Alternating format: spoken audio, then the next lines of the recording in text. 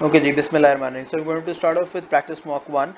The angle at center is twice the angle at the circumference. The angle at the circumference is 56. So इसका double होएगा 112 degrees. X is 112.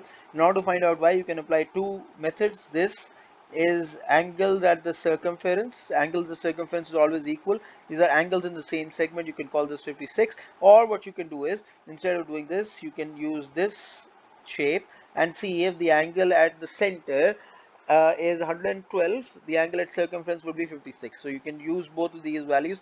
So the first part is where you have to find out x. X is 112 degrees. Please write down your answer in the answer space given to you. And y is half of 112, that is 56 degrees. Let's move on to the next question. Okay, it says AB is an arc of a circle. When it is an arc of a circle, you need to understand that if O to B is the radius, then O to A is also the radius. So if this is 9, this also is 9. The length of arc, the formula for length of arc is theta over 360 into 2 pi r, which is theta over 360 into 2 pi r. The answer for this is given to you as 6 pi. When you see pi, this means you do not have to key in the value of pi. Pi की value नहीं input करनी, सिर्फ theta निकालना है. ठीक है जी, theta over 360 into 2 into pi into the radius is 9 centimeters, right? 9 one times and 9 40 times, and then 2 one time, then 2 20 times, and then 20 को उधर cross multiply कर दोगे. That makes it 120 pi equals to theta into pi. So you can cancel out the pi's. The theta, the angle at center is 120 degrees, right? Then it says the area of the sector. Area of sector, the formula for area of sector is theta over 360 into pi r square. Area of sector is theta, which you found in the first part, into pi r square. The area is given to you as k pi. So again, you don't have to key in the value of pi. You write down k pi, and then the theta that you found out is 120 over 360 multiplied by pi into what is the radius? The radius is 9 ka square. So pi and pi gone. 121 times and 123 times. That's k equals to 9 square is 81. 81 over 3, that makes it 27. The value for k is 27. Let's move on to the next question. Question number 3. It says y is directly proportional to the positive square root of x. Now square root of x is this notation, right? If it is directly proportional, this means k multiplied by the square root of x. Why are these two values given to us? So that you can find out the value of k. Y is 12. K I don't know, into square root of 9. Square root of 9, because it's a positive square root, you'll always take positive square root. बोला तो 3 लेंगे. 3 into k is 3k. 3k equals to 12. K equals to 4. Once you found out the value of k, which was obviously not asked, but k की value के बगैर आप solve नहीं कर सकते. The equation, you key this value in into this expression, y equals to 4 root x हो गया, and then find the value of y when x equals to 1 over 4. So y equals to 4 into square root of 1 over 4. Square root of 1 over 4 is 4 into 1 over 2. 1 का square root is 1, 4 का square root is 2. 2 one times and 2 2 times. Y की value is 2. So this is the value for y. It's a 3 marker set. Let's move on to the next question. Now it says question number 4, you have a Venn diagram. This is the universal set. Universal set का मतलब है कि ये sample space है, इससे ज़्यादा आप exceed नहीं कर सकते. It says find the elements, number of elements. When it says n, तो values नहीं लिख के आनी, count करके आना है. ठीक है जी. Shows the number of elements in each region. Find the number of elements in A intersection B dash. B dash means B का कोई part include नहीं होगा और उसका common part लेना A के साथ. So I'm going to shade this part, and the answer would be 3. Understood? Because it already shows number of elements. So number of elements बताने, count नहीं करना है. 3 को 1 नहीं लिखना है, 3 को 3 ही लिखना है. Next is an element is chosen at random. Find the probability that this element is in set B. A set B ka total circle is all of this. I'll highlight it for you. The total circle for set B has 19 elements, right? So the probability is 19 over a total of 5 plus 3 plus 7 plus 12. That makes it 5 plus 3 is 8 plus 7 15 plus 12 is 27. That's 19 over 27. The probability that the element lies in set B is 19 over 27. It says an element is chosen at random from set A. From set A, now you need to understand the probability has to be from set A. Set A के elements आपके पास total हैं 10. It's a find the probability that this element is also member of set B. Set B का जो member है जो A में भी है, these are 7 numbers, 7 members, right? So 7 over 10, you can write it down as 7 over 10, or you can write it down as 0.7. Then it says on the Venn diagram, shade the region A union B intersection. For more complex shadings, आप अपने examiner से कल वो मांग लेंगे tracing paper. अगर आपको tracing paper के बगैर करना है, that's well and good. A union B intersection का मतलब है, यूनियन का मतलब होता है सब A और B को साथ, to keep the elements of A and B together. A union B intersection का मतलब है A यूनियन B के अलावा सब कुछ. So A यूनियन B के अलावा ये वाला पार्ट है, मतलब A का सर्कल भी नहीं आएगा, कोई भी पार्ट ऑफ A का सर्कल और कोई भी पार्ट ऑफ B का circle will not be included in your shading. So this is how it's going to be.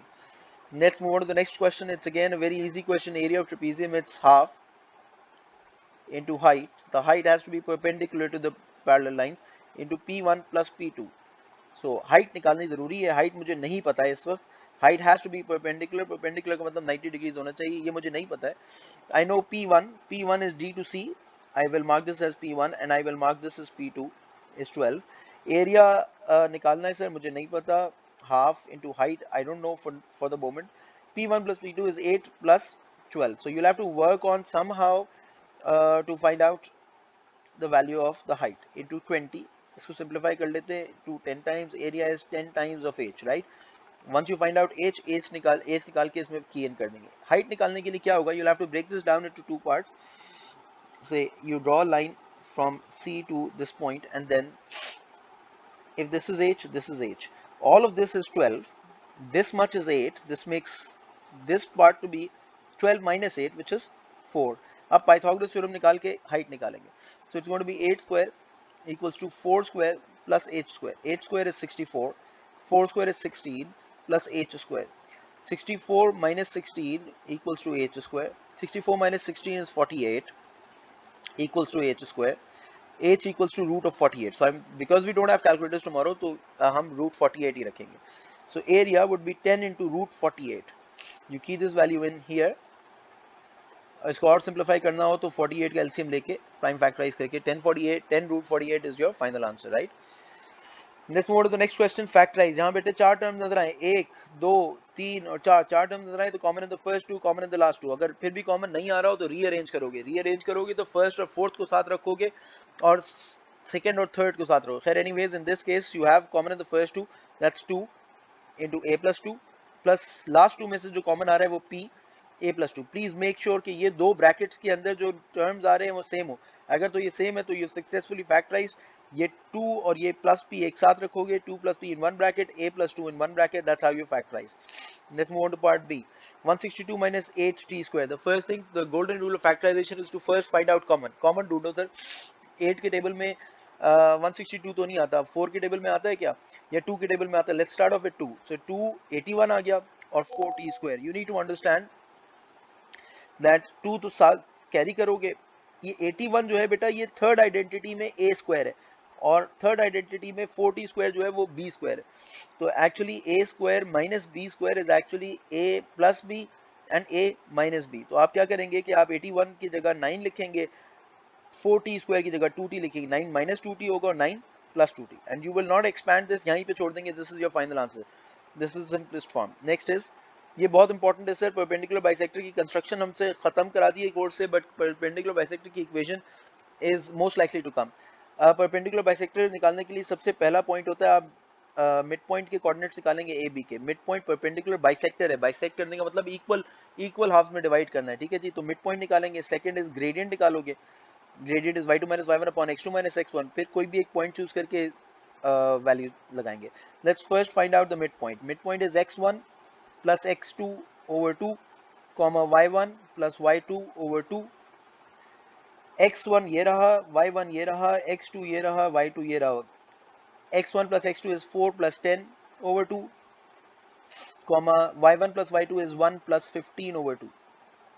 That makes it 7 comma 8. ये तुम्हारा मिड पॉइंट का कोऑर्डिनेट आ गया. यू नीड टू अंडरस्टैंड, अगर ये एक लाइन है तो ये इसका मिड पॉइंट है. द परपेंडिकुलर बाइसेक्टर, जो मैं हाईलाइटर से बना रहा हूँ, परपेंडिकुलर बाइसेक्टर है वो उसको M से पास होगा और कहीं से पास नहीं हो सकता, because it is the perpendicular bisector, bisect कर रहा है, इक्वली डिवाइड कर रहा है, तो ये वाला पार्ट और ये वाला पार्ट इक्वल होगा, so it has to pass through M। आपके पास M एक कोऑर्डिनेट आ गया, आपके पास सेकंड स्टेप इज ग्रेडियंट निकालना है, gradient is y2 minus y1 upon x2 minus x1, so that's going to be 15 minus 1 over 10 minus 4, 15 minus 1 is going to be 14 over 6, that's going to be 7 over 3, gradient आ गया आपके पास। अब y equals to mx plus c लिखेंगे, जो तुम्हारी equation linear lines की equation का general form है। अब यहाँ पे आप y और x की वैल्यूज ये पुट करेंगे, instead of y I'm going to put down 8, instead of m I'm going to put down 7 over 3, and x I will put down 7 plus c, that's going to be 8 equals to 49 over 3 plus c। 8 minus 49 over 3 करोगे तो c की value आएगी, c is the y intercept, जहाँ पे graph तुम्हारा, ये line तुम्हारी y axis को कट करेगी। सो एलसीएम लोगे 3 आया, that's 24 minus 49, 24 minus 49 करके बताओ जल्दी से, that's going to be minus 25 over 3। C आ गया आपके पास। Now you write down y equals to mx plus c, but this time this is the final step. You will only put down values of m and c. Y equals to 7 over 3x minus 25 over 3। अगर बहुत ज़्यादा simplify करना है तो 3 LCM ले लो और 3 को y के साथ शिफ्ट कर देना, क्रॉस मल्टीप्लाई कर देना, and this would be 7x minus 25. So my answer would be 3y equals to 7x minus 25। इसको रिव्यू करना प्लीज ज़रूर, ये बहुत ज़रूरी है कल के एग्जाम के लिए। Now next, this is very very important sir, again it says and a map is drawn to scale of। अब यहाँ स्केल तो दिया हुआ है बट इसमें यूनिट्स नहीं लिखे हुए, तो ये भी सेंटीमीटर में होगा और यही दूसरा वैल्यू भी सेंटीमीटर में होगा। यू नीड टू अंडरस्टैंड कि ये मैप की वैल्यू है और ये एक्चुअली ग्राउंड की वैल्यू है। यू नीड टू अंडरस्टैंड कि जब इस तरह के फॉर्म में दिया हो जहाँ यूनिट्स नहीं लिखे होते उसको हम रिप्रेजेंटेटिव फ्रैक्शन कहते हैं, रिप्रेजेंटेटिव फ्रैक्शन में यूनिट्स हमेशा जो होते हैं बेटा वो सेंटीमीटर्स में ही होते हैं। अब next is forest in the map has an area of 4.6, find the area of the forest in square kilometres. आपके पास जो स्केल है you need to also understand, ये याद करके जाइएगा, 1 kilometre is 100,000 centimetres, 100,000 centimetres, right. तो पहले तो 1 सेंटीमीटर और 1 मिलियन सेंटीमीटर लिख लेते हैं। 1 मिलियन को कन्वर्ट करेंगे किलोमीटर्स में, कैसे कन्वर्ट करेंगे, डिवाइड बाय 100,000, जीरोस कट करेंगे सर, 3 जीरो ये गए, 3 zero, 2 and 2 gone, so 1 centimetre is actually 10 kilometres. ये स्केल आ गया आपका, आपने स्केल को किलोमीटर्स में कन्वर्ट कर दिया। Then because it says area, area centimetre square होता है, ये तो लेंथ के लिए स्केल है, इसका स्क्वायर करना पड़ेगा, इसका स्क्वायर करोगे तो 1 centimetre square equals 10 kilometre square, which means 1 centimetre square 1 into 1 is 1, 10 into 10 is 100 kilometre square. तुम्हारे पास एरिया के लिए एक स्केल आ गया। अब एरिया ऑन द मैप दिया हुआ है ऑफ द फॉरेस्ट, तो मैप है ये वाली वैल्यू, तो 4.6 नीचे लिखोगे और x यहाँ लिखोगे, therefore x equals to 4.6 multiplied by 100, multiplied by 100, दो जीरो है, दो आगे चले जाओ, the answer is 460 kilometers square, the area of the forest on the ground is 460 kilometers square। Moving on to question number 9 sir, जब सबसे पहले ये देखो x over 3 है, ये +5 को उधर भेज दो, ग्रेटर देन का साइन वैसे ही रहेगा, ग्रेटर देन का साइन कब चेंज होगा बताऊंगा at the end of class. x over 3 हो गया, ग्रेटर देन -3 हो गया, फिर 3 को क्रॉस मल्टीप्लाई कर दिया, जैसे इक्वल्स टू का साइन है वैसे ही ट्रीट करना है। x इज ग्रेटर देन -9, ये x का ये जो साइन ऑफ इनइक्वालिटी जब रिवर्स होगा, सर कब रिवर्स होगा, जब x नेगेटिव होगा, x के साथ अभी जो है वो +x है, राइट। अगर x -3x होता है या -2x होता तो हम साइन रिवर्स कर देते हैं, ग्रेटर देन लेस देन बन जाता। Moving on to question number 10, it says a regular polygon, एक रेगुलर पॉलीगॉन का मतलब है सारी साइड जो सारे इंटीरियर एंगल्स बराबर हैं, सारे एक्सटीरियर एंगल्स भी बराबर हैं। हैज एन इंटीरियर एंगल का फॉर्मूला लिख लो sir, n-2 into 180 upon n, formula की शीट कल मिलेगी आप लोगों को, बट वो इसमें ये फॉर्मूला नहीं होगा, याद रखोगे। This is the formula of size of one interior angle, ठीक है जी। n क्या है, नंबर ऑफ साइड्स। अब नंबर ऑफ साइड्स तो मुझे नहीं पता सर, -2 into 180 अपॉन n, ये n तो पता ही नहीं था, बट एक इंटीरियर एंगल गिवन है 172, इक्वलाइज कर देंगे, क्रॉस मल्टीप्लाई करेंगे, 180 को पहले n से मल्टीप्लाई करेंगे, that's going to B 180n, 180 को फिर 2 से मल्टीप्लाई करेंगे, that's going to be 360 equals to 172n। अब n को एक साथ कर लो, लाइक टर्म्स को, 180n माइनस 172n, ये -360 उधर चला जाएगा, दैट मेक्स इट पॉजिटिव 360, ये 8n आ जाएगा equals to 360, n equals to 360 upon 8। कल शुरू करेंगे, सॉरी इसको सिंप्लीफाई करना शुरू करेंगे तो 2 180 टाइम्स एंड 2 4 टाइम्स, फिर 2 से और सिंप्लीफाई करो तो ये 90 आएगा और फिर ये 2 आएगा और फिर 90 over 2 इज 45। तो 45 साइडेड शेप था जिसका इंटीरियर एंगल 172 था। This is very important sir. Shahrukh plays a game 4 games of golf. तो okay, so I'm going to start off with question number 11. It says Shahrukh plays 4 games of golf. 4 games है बेटा, ये 4 spaces बनानी है आपने। The median is 77. मैंने median देखा, 4 spaces में जो median होगा वो बीच में 77 होगा, राइट? कौन सा नंबर के बीच में, कौन से दो नंबर्स के बीच में 77 आएगा? That's 76 and 78 here. You need to understand mode 78 है, तो 4 नंबर में से मैक्सिमम नंबर ऑफ अपीयरेंसेस 78 की होनी चाहिए, तो 78 यहाँ लिख दिया हमने।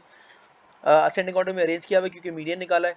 एंड देन तुम्हारे पास ये वैल्यू नहीं पता सर, ये वाली वैल्यू कैसे निकालेंगे? मीन गिवन है आपके पास, x प्लस 76 प्लस 78 प्लस 78 करोगे, डिवाइड बाय 4 करोगे, sum of observation upon number of observation, तो तुम्हारे पास मीन आना चाहिए 75। 75 इंटू 4 करोगे तो 300 आ जाएगा। x plus 76 plus 78 plus 78 will give you 232।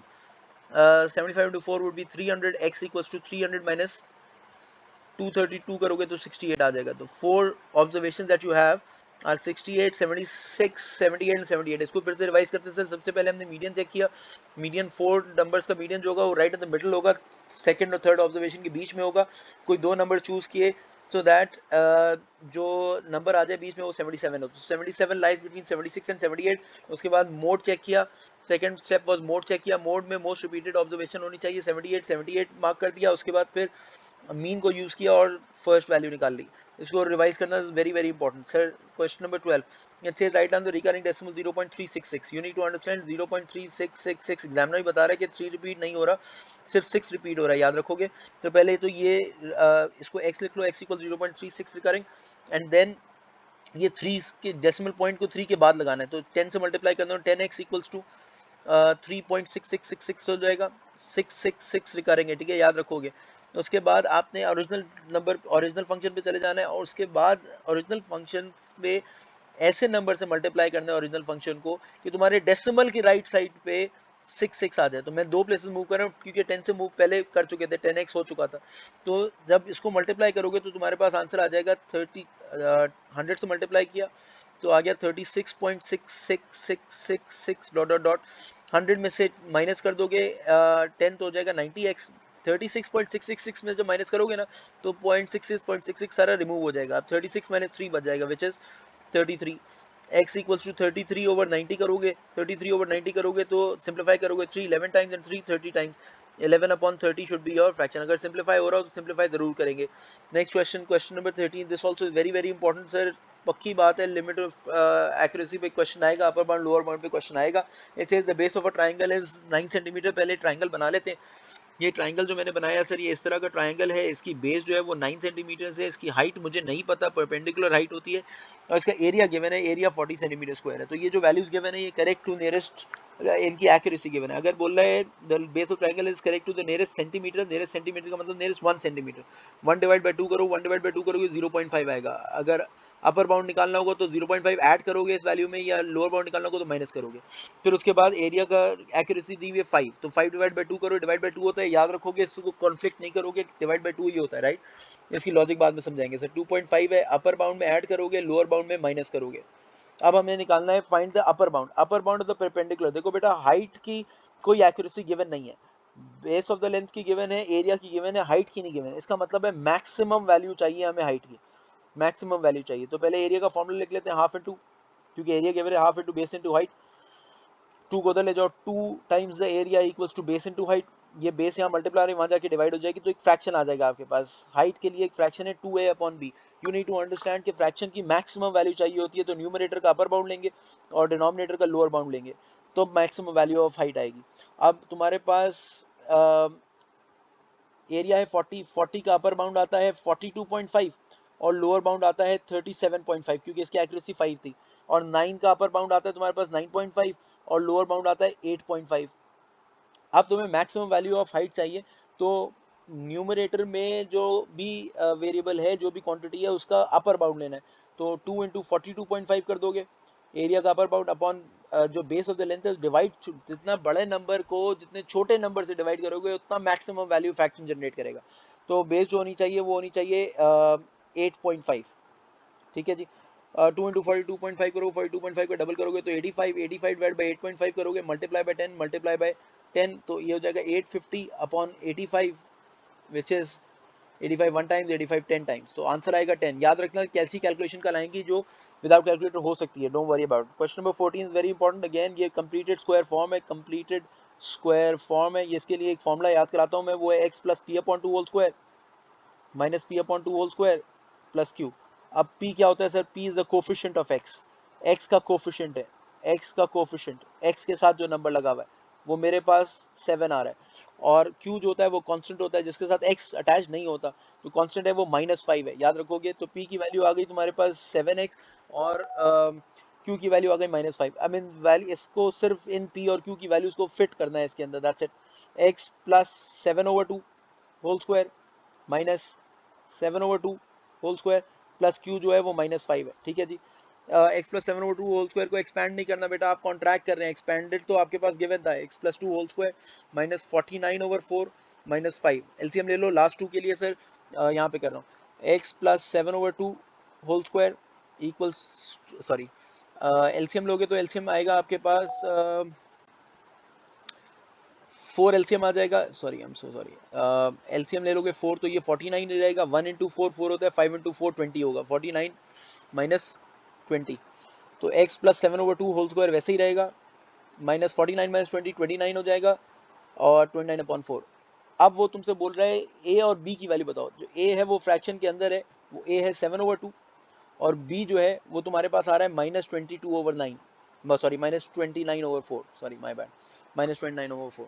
इसको जरूर रिवाइज करना please, this is very very important. अब साइमल्टेनियस लीनियर इक्वेशन है, बहुत बच्चों वाली साइमल्टेनियस लीनियर इक्वेशन से हो सकता है लीनियर और नॉन लीनियर आ जाए, क्वाड्रेटिक और लीनियर आ जाए, तो खैर एनीवेज अभी हम एलिमिनेशन मेथड करते हैं। हमारे पास ये इक्वेशन नंबर 1 है, ये इक्वेशन नंबर 2 है, यू नीड टू अंडरस्टैंड ये 2y है और ये 4y है। मैं 2 और 4 को चूज कर रहा हूँ, 3 और 5 एक के टेबल में नहीं आते, 2 और 4 जो है 2 के टेबल में आते हैं, तो मैं पूरी सेकंड इक्वेशन को -2 से मल्टीप्लाई करता हूँ। -2 से क्यों कर रहा हूँ बताऊंगा सर।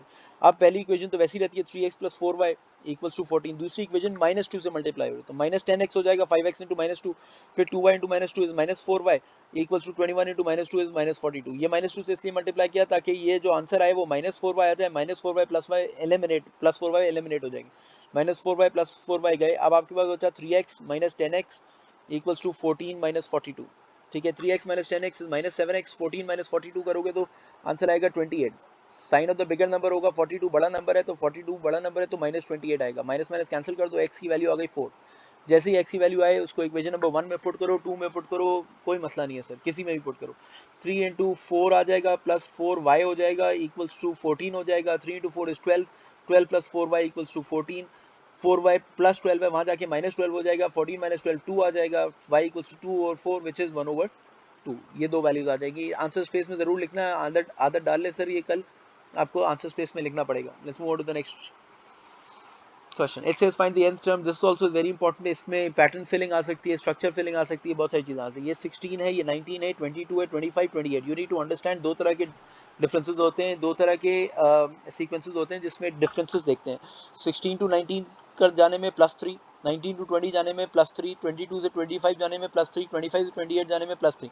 तो ये जो डिफरेंसेस है 19 माइनस 16, 22 माइनस 19, ये कॉमन है। कॉमन डिफरेंस का एक फॉर्मूला है sir, a plus b n-1, ये tn का फॉर्मूला है, मतलब nth टर्म का निकालने का फॉर्मूला है। a क्या होता है? First term of the sequence, पहला term of the sequence is 16 plus जो कॉमन डिफरेंस, जो difference between the two terms है वो 3 इंटू n-1। इसको सॉल्व करोगे तो 16 प्लस 3n-3, 16 माइनस 3 करोगे प्लस 3n हो जाएगा, 16 माइनस 3 करोगे 13, 13 प्लस 3n, अब 3n प्लस 13 लिखो या 13 प्लस 3n लिखो, कोई मसला नहीं है इसमें। नेक्स्ट इज 1, फिर 3, फिर 9, फिर 27, फिर 81। तो ये पहला टर्म है, ये दूसरा टर्म है, ये तीसरा टर्म है, ये चौथा टर्म है। सर इनमें डिफरेंसेस निकाल के पहले चेक करो। तो 1 से 3 में हम जा रहे हैं तो +2 हो रहा है, फिर 3 से 9 में जा रहे हैं तो +6 हो रहा है, फिर 9 से 29 जा रहे हैं तो +18 हो रहा है, ठीक है जी। अब सेकंड डिफरेंस निकालोगे तो इसमें सेकंड डिफरेंस कॉमन नहीं आ रहा, तो आप ये नहीं कर सकते, तो ये हो जाएगा 1 स्क्वायर, ये हो जाएगा 4 square, sorry 2 square minus 1।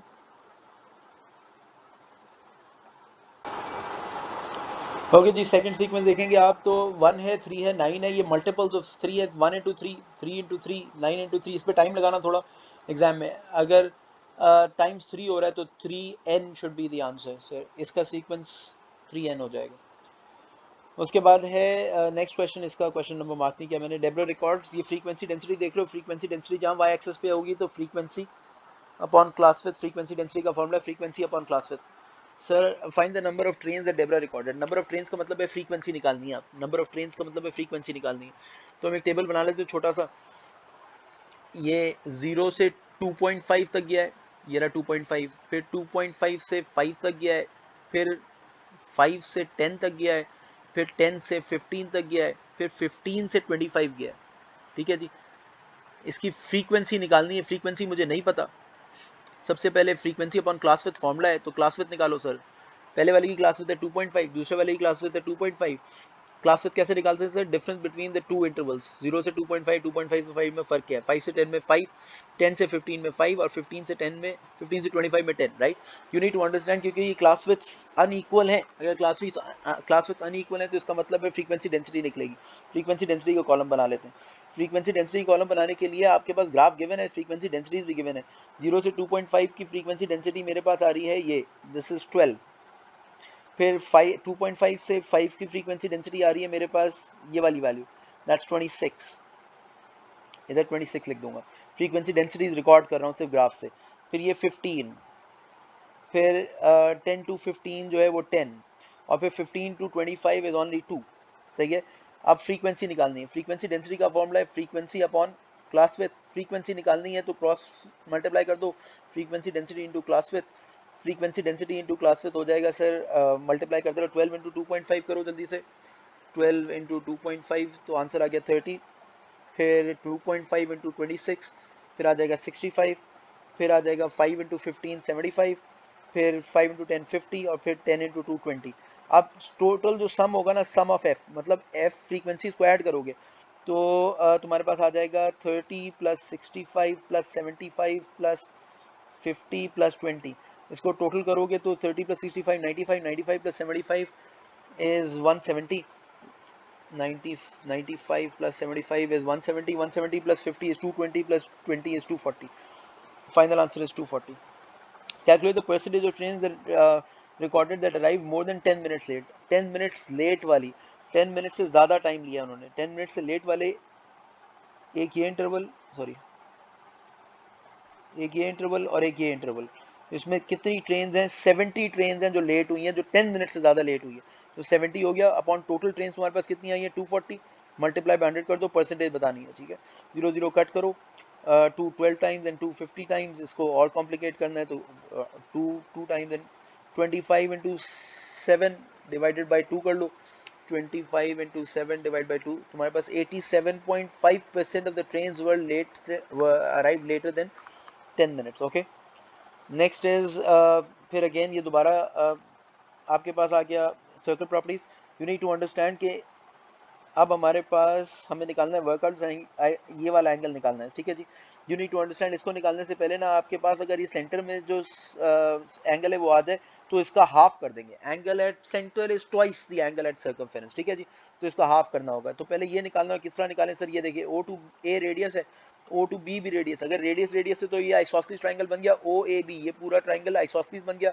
Isosceles triangle की प्रॉपर्टी होती है कि बेस एंगल बराबर होते हैं। ये 28 हो गया, 28 हो गया, ये एंगल निकाल सकते हो sir. x plus 28 plus 28 equals to 180, 28 plus 28 होता है 56, 180 माइनस 56 करोगे तो आ जाएगा 124। तो अगर ये वाला एंगल बेटा 124 है तो सेम कॉर्ड से अगर सेंटर पे एक एंगल सबटेंड हो और सर्कमफेरेंस पे सबटेंड हो तो सर्कमफेरेंस वाला जो होता है सेंटर का हाफ होता है। 124 का हाफ करोगे तो 62 डिग्रीज ये आ गया तुम्हारे पास। Show every step of your working, step of the working मैं शो कर देता हूँ दोबारा। x plus 28 equals to 180, x equals to 180 minus 56, x equals to 124। 124 जो है बेटे उसको लिखोगे AOB। अच्छा, हैट नहीं लगाना है यहाँ पे, ऐसा ये टोपी नहीं लगानी बेटा, ये AOB हट गई टोपी, दैट्स 124 डिग्रीज। देयरफॉर ACB, ये टोपी नहीं लगानी, equals to 124 divide by 2, that's 62। इस पे पूरे मार्क्स मिलेंगे। स्टेप के मार्क्स होंगे सर, इस दफ़ा बहुत एम्फोसाइज किया उसने। कि आप प्रॉपर तरीके से वर्किंग शो करें। क्वेश्चन नंबर 18 है सर, ये लीनियर प्रोग्रामिंग है या फिर आप लीनियर इनक्वालिटीज के ग्राफ्स हैं। On the grid draw and label the region R satisfies these inequalities. हम ये तो शेडिंग तो बाद में करेंगे, और वो कह रहे हैं shade the unwanted region, shading बाद में करेंगे, तो उसको बाद में डिस्कस करेंगे। पहले ये जो तीन है ना, इनको ड्रॉ करना पड़ेगा। सबसे पहले आसान सी है, x is less than equal to 3, हम less than equal to 3 draw कर लेते हैं। x इक्वल्स टू 3, अभी साइन ऑफ इनइक्वालिटी नहीं देखो, साइन ऑफ इनइक्वालिटी थोड़ी देर बाद दिखाएंगे सर। x इक्वल्स टू 3 की एक लाइन पे, यहाँ पे एक सॉलिड लाइन बनाना, पेंसिल से बना रहे हो तो ठीक है, अगर पेन से बना रहे हो तो बहुत ही अच्छा है पेन से बनाना, ताकि स्कैन में सही तरीके से आ सके आपके पास जब आपका पेपर स्कैन होके जाएगा। तो ये हमने एक ये लाइन बना ली, ये x इक्वल्स टू 3 की लाइन हो गई, राइट। उसके बाद दूसरी लाइन बनाने के लिए ना बेटा आपको एक टेबल बनाना पड़ेगा, बिकॉज ये लीनियर फंक्शन है। ये x इक्वल्स टू 3 की लाइन होगी। पहला फंक्शन है y इक्वल्स टू 2x, ये less than equal to sign छोड़ दो अभी। वैल्यूज ले लो सर, हमारे पास x की वैल्यूज अवेलेबल है 0 1 2 3। आप इंटरसेप्ट लेना चाहते हो इंटरसेप्ट ले लो, या कोई भी दो वैल्यूज ले लो, ये 1 ले लो और 2 ले लो। अगर x 1 ले लिया तो 2 इंटू 1, फिर अगर x 2 ले लिया तो 2 इंटू 2, 2 इंटू 1 होता है 2, ये 4, ये 1 और 2 और 2 और 4 आ गया। इनको प्लॉट करो पॉइंट्स को, पहले 1 और 2 ये आ गया, और 2 और 4 ये आ गया। अब इसके थ्रू एक लाइन बना दो, तो तुम्हारे पास एक लीनियर स्ट्रेट लाइन आ जाएगी, ठीक है जी। इसके थ्रू एक लाइन बना लेते हैं। आप कोई भी दो वैल्यूज ले सकते हो, 1 2 लो, 2 4 लो, कोई भी दो वैल्यूज ले लो, या तीन वैल्यूज ले लो, इट्स एक्सेप्टेबल। एक लाइन बना देता हूँ, एक्सटेंड कर देता हूँ। इन लाइंस को एक्सटेंड जरूर करना, पूरी ग्रिड पे आना चाहिए, ग्रिड पे आना जरूरी है सर, ये लाइंस इंटरसेक्ट होंगी, ठीक है जी। ये हो गया। अब तीसरी लाइन बनाने के लिए फिर टेबल बनाना पड़ेगा। तीसरी लाइन है 3x plus 4y equals to 12, greater than equal to 12, मतलब हम इक्वल्स टू 12 लेंगे। 3x plus 4y equals to 12 ले लो, ठीक है जी। अब x की कोई भी तीन वैल्यूज ले लो, मैं तीन नहीं दो ले लो, टाइम वेस्ट नहीं करना, 0 और 1 ले लो, ठीक है जी। x की जगह 0 इनपुट करूंगा तो y की वैल्यू आएगी 3 into 0 plus 4y equals to 12। 3 into 0 is 0, 4y equals to 12, y equals to 3 आ गया, तो 0 और 3 हो गया। फिर x की जगह 1 इनपुट करूंगा, 3 into 1 plus 4y equals to 12, 4y 3 plus 4y equals to 12, plus 3 वहाँ जाएगा तो 4y इक्वल्स टू 9, 9 अपॉन 4। ये आप कैलकुलेटर पे नहीं कर सकते, 1 की जगह कोई और ले लेते हैं, 2 लेके देखते हैं। कैलकुलेटर है नहीं हमारे पास, आप कंफ्यूज होंगे, तो आप कोई और कोई भी वैल्यू ले सकते हो। तो 3 इंटू 2 करके देखते हैं, plus 4y equals to 12, 4y equals to, ये 6 है, 6 वहाँ जाएगा तो माइनस हो जाएगा, 12 minus 6, y equals to 6 over 4, मतलब 2 के टेबल से 3 ओवर 2, मतलब 1.5। ये दो वैल्यूज बस प्लॉट कर लो। जो अगर फ्रैक्शन में आ रहा है 9 ओवर 4 आप सिंप्लीफाई नहीं कर सकते तो मत करना। 0,3 प्लॉट करेंगे sir, 0 on the x axis, 3 on the y axis, and 2 and 1.5 plot करेंगे, 2 एंड 1.5 ये रहा, ठीक है जी। इनके थ्रू एक लाइन बना लेंगे आप, तो तुम्हारे पास एक रीजन आ जाएगा। अब वो इनइक्वालिटी देखेंगे, आप शेड करना शुरू करेंगे, ठीक है। ये आपने एक रीजन, ये तीनों लाइनें बना ली, ये पूरे ग्रिड पे होनी चाहिए, ये क्रॉस करनी चाहिए ग्रिड से। उसके बाद कहता है on the grid draw and label the region are that satisfies the shade the unwanted region. Unwanted region अगर लेस देन इक्वल टू है तो हम शेड किसको करेंगे, greater than. Less than equal to वाला तो चाहिए, तो ग्रेटर देन इक्वल टू 2 वाला चाहिए सर। y इक्वल्स टू, अच्छा इक्वेशन पहले लिख लिया करो सर, अपनी इक्वेशन प्लीज लेबल कर लेना। ये 3x plus 4y equals to 12 है, ये x इक्वल्स टू 3 लेबल कर चुके हो, और दूसरी है y is equal to 2x। अब तुम्हें चाहिए है लेस देन इक्वल टू वाला रीजन तुम्हें चाहिए, तो तुम ग्रेटर देन इक्वल टू वाला शेड करोगे। अगर ये लाइन होती है तो ये वाला रीजन जो होता है इसका ग्रेटर देन होता है, तो ये इसको मैं शेड कर देता हूँ। पेंसिल से प्रॉपर शेड करना है ना, गंदगी नहीं करनी है इसमें, इसमें कोई कलरिंग करने का कंपटीशन नहीं है, इस तरह शेड करेंगे, ठीक है। एक इनइक्वालिटी, फिर x less than equal to 3 तुम्हें चाहिए, तो x is less than equal to का रीजन जो है दैट इज रिक्वायर्ड, तो ग्रेटर देन इक्वल टू 3 को शेड करोगे। अगर स्ट्रेट लाइन है तो ये वाली साइड ग्रेटर देन हो, इसको शेड कर दो।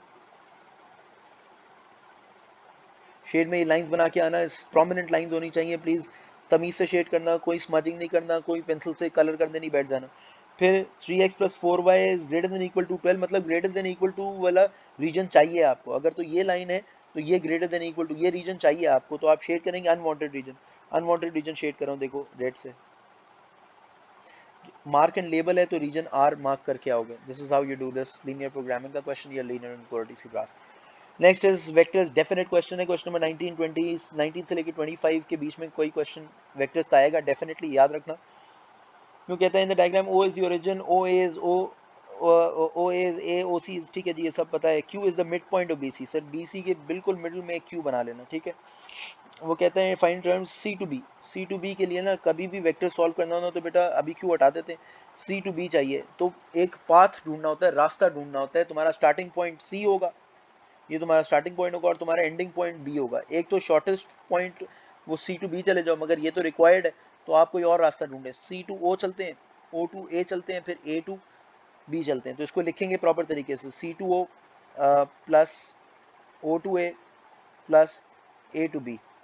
सी टू ओ जाओगे तो माइनस सी, ओ टू ए जाओगे, माइनस सी क्यों हो रहा है, क्योंकि डायरेक्शन चेंज है, हम इधर जा रहे हैं सी राइट साइड पे, माइनस सी प्लस ओ ए सेम डायरेक्शन में तो साइन चेंज नहीं होगा, ए बी सेम डायरेक्शन में तो बी, तो बी प्लस ए माइनस सी लिखो, माइनस सी प्लस ए प्लस बी लिखो, जैसा लिखना लिखो, डजेंट मैटर। पोजीशन वेक्टर, जहां पोजीशन वेक्टर है ना बेटा, कुछ घबराने की जरूरत नहीं है, ओ क्यू लिख दो बस, ओ क्यू निकालना है। अब क्यू हम मार्क कर लेते हैं सर ब्लैक से, क्यू जो है वो ये वाला पार्ट है, वो मिड पॉइंट है और B C, O to Q जाना है सर, ओ से लेके क्यू जाना है। एक लाइन बना लेते हैं ब्लैक से, ओ से लेके क्यू। अब तुम्हारे पास ना तीन ऑप्शन अवेलेबल है, दो ऑप्शन अवेलेबल, दो रास्ते अवेलेबल है, या तुम ओ टू सी जाओ और फिर सी टू क्यू जाओ, या फिर ओ टू ए जाओ, ए टू बी जाओ, बी टू क्यू जाओ, आपकी जो मर्जी आप करो। आपके पास अभी जो आया हुआ है ना, आपके पास हमने सी बी निकाला हुआ है, सी टू बी निकाला हुआ है, रास्ता इधर, डायरेक्शन इधर है, ये है बी प्लस ए माइनस सी। बेटा अगर पूरा vector B plus A minus सी है तो मैं ये कह सकता हूँ कि क्यू मिड पॉइंट है, तो ये B plus A minus C divide by 2 हो जाएगा, और क्यू टू बी भी B plus A minus C divide by 2 हो जाए, आधा आधा कर दिया क्योंकि क्यू मिड पॉइंट था। अब आपने जाना है ओ क्यू पे, तो ओ टू सी जाओ और सी टू क्यू जाओ, ओ सी प्लस सी क्यू, तो तुम्हारे पास ओ क्यू आ जाएगा। ओ टू सी बताएंगे सर, ओ टू सी जा रहे हैं सेम डायरेक्शन में, तो सी हो जाएगा। सी टू क्यू जाएंगे तो क्योंकि सी टू बी की डायरेक्शन और सी टू क्यू की डायरेक्शन सेम है, तो इसको ऐड कर दोगे, B plus A minus C over 2। ये you need to understand sir कि आपने एलसीएम लेके सॉल्व जरूर करना है सर, इसको फैक्ट इस तरह छोड़ना नहीं है। तो ये हो जाएगा 1 into two C into two, ये 2c हो गया, plus B plus A minus C, क्योंकि 2 इंटू 1 ये होता है, तो all of this would be sir 2c minus C कर लो, तो आ गया c plus B plus A. अब a plus B plus C लिखो, b plus C plus A लिखो, किसी भी कॉम्बिनेशन में लिखो, doesn't matter, c plus B plus A answer आ गया। अब p टू क्यू चाहिए, p टू क्यू के लिए ब्लू कलर यूज कर लेते हैं, p2 sorry just give me minute sir, हमें पी टू क्यू चाहिए। अब पी क्या है, पी तो पता ही नहीं है, P is on the line A B, A B एक लाइन है, सारा मिटा रहा हूँ मैं, ए बी एक लाइन है, ए टू पी और पी टू बी, ये 2:1 है, मतलब ए टू, अगर ये पी मार्क कर रहे हैं तो ये दो पार्ट्स हैं बेटा, और पी टू बी एक पार्ट है, तो टोटल कितने पार्ट्स हो गए, तीन पार्ट्स हो गए, 2/3 हो गया, ये 1/3 of what sir, of the total line segment. पूरी लाइन सेगमेंट कितनी है, ए बी, ये 2/3 ऑफ ए बी है, ये 1/3 of A B, A B का आंसर दिया हुआ, ए बी कितना है, बी गिवन है, तो ए बी की जगह बी लिख सकते हैं, ये 2/3 ऑफ बी हो गया, ये 1/3 ऑफ बी हो गया। अब हमें जाना है पी से लेके क्यू तक, तो रास्ता ढूंढना है, सिर्फ रास्ता ढूंढना है, रास्ता ढूंढना सीखे सर, पी टू क्यू जाना है, पी से स्टार्ट होना है और क्यू तक जाना है, तो मैं लेता हूँ सर पी टू बी जाता हूँ और फिर बी टू क्यू जाता हूँ, राइट। तो P to B plus B to Q will give me P to Q, P to B चलते हैं सर, पी टू बी जो है 1/3 ऑफ बी है, 1/3 बी आ गया, plus B Q, direction change हो रही है बेटा, आप आपके पास सी टू बी था, आप ऑपोजिट डायरेक्शन में जा रहे हो, तो सबकी वैल्यू, सबके साइन चेंज करने हैं, बी प्लस ए माइनस सी देख रहे हो, इसके साइन चेंज कर दो, तो ये हो जाएगा minus B minus A plus C divided by 2, ठीक है जी, 1/3 ऑफ बी है, सॉरी। अब इसको सॉल्व करना सुकून से, बिल्कुल एलसीएम लो, 3 और 2 का एलसीएम आ जाएगा 6, 3 इंटू 2, तो बी इंटू 2 कितना हो जाएगा 2b, प्लस माइनस 2 इंटू 3 करोगे, इन सबको 3 से मल्टीप्लाई करना, तो ये हो जाएगा -3b -3a प्लस 3c। कोई लाइक टर्म नजर आ रहे हैं सर, मुझे नजर आ रहे हैं 2b और -3b, 2b और -3b को सॉल्व करोगे तो ये -b -3a plus 3c over 6, that's your final answer, ठीक है जी। This marks the end of practice mock 1 practice mock 2 भी अपलोड करता हूँ। Thank you.